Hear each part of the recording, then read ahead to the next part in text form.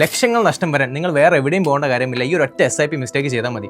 സ്വന്തമായിട്ട് ഇൻവെസ്റ്റ്മെന്റ് ചെയ്യാൻ ആഗ്രഹിക്കുന്ന ഏതൊരു ഇൻവെസ്റ്ററും അറിഞ്ഞിരിക്കേണ്ട കാര്യമാണ് മ്യൂച്വൽ ഫണ്ടുകളിലെ ഡയറക്റ്റ് പ്ലാനും അതുപോലെ റെഗുലർ പ്ലാനും എന്നുള്ളത്. ഒരു അഡ്വൈസറിന്റെയും ഏജന്റിന്റെയും ഹെൽപ്പ് കൂടാതെ ഏതൊരു സാധാരണക്കാരനും മ്യൂച്വൽ ഫണ്ടിൽ ഇൻവെസ്റ്റ്മെന്റ് ചെയ്യാനുള്ള ഓപ്ഷനാണ് മ്യൂച്വൽ ഫണ്ടുകളിലെ ഡയറക്റ്റ് പ്ലാൻ എന്ന് പറയുന്നത്. അതായത് നമുക്ക് മ്യൂച്വൽ ഫണ്ട് കമ്പനികളിൽ നിന്നും ഡയറക്റ്റ് ആയിട്ട് യൂണിറ്റുകൾ മേടിക്കാൻ സാധിക്കും. അത് നിങ്ങൾക്ക് ഇപ്പോൾ സെറോദയോ അപ്സ്റ്റോക്സോ ഗ്രോ ഏതെങ്കിലും ഇൻവെസ്റ്റ്മെന്റ് പ്ലാറ്റ്ഫോം യൂസ് ചെയ്താൽ മതി. ഇനി നിങ്ങൾക്ക് എങ്ങനെയാണ് ലക്ഷങ്ങൾ നഷ്ടം വരുന്നതെന്ന് അറിയണ്ടേ? ഉദാഹരണത്തിന് ആക്സിസിന്റെ മിഡ് ക്യാപ് ഡയറക്റ്റ് പ്ലാൻ ഗ്രോത്തിൽ നിങ്ങൾ അടുത്ത 10 വർഷത്തേക്ക് 10,000 രൂപയുടെ SIP സ്റ്റാർട്ട് ചെയ്യുകയാണെങ്കിൽ നിങ്ങളുടെ ടോട്ടൽ കോർപ്പസ് എന്ന് പറയുന്നത് 32,27,000 രൂപയായിരിക്കും. എന്നാൽ ഇതേ SIP ആക്സിസിന്റെ mid cap regular plan growth ആണെന്നുണ്ടെങ്കിൽ നിങ്ങളുടെ ടോട്ടൽ കോർപ്പസ് എന്ന് പറയുന്നത് 29,93,000 രൂപയായിരിക്കും. അതായത് ടാക്സിന് പുറമെ നിങ്ങൾക്ക് ഏകദേശം 2.5 ലക്ഷത്തോളം രൂപ നഷ്ടം എന്ന് പറയാം. കമ്മീഷൻ എന്ന പേരിൽ ഡയറക്റ്റ് പ്ലാനിനേക്കാളും 1% കൂടുതലാണ് പല മ്യൂച്വൽ ഫണ്ടുകളും അവരുടെ റെഗുലർ പ്ലാനിന് ഈടാക്കുന്നത്. ഇനി നിങ്ങൾക്ക് ലോങ് ടൈമിലേക്ക് എങ്ങനെ ഒരു മ്യൂച്വൽ ഫണ്ട് സെലക്ട് ചെയ്യണമെന്ന് അറിയാൻ താഴെ ഡയറക്റ്റ് എന്ന് കമന്റ് ചെയ്താൽ മതി. ഈ പേജ് ഇപ്പൊ തന്നെ ഫോളോ ചെയ്ത് വെച്ചോ. പേഴ്സണൽ ഫൈനാൻസ് വളരെ സിമ്പിൾ ആയിട്ട് നിങ്ങൾക്കും പഠിക്കാൻ പറ്റുന്നതാണ്.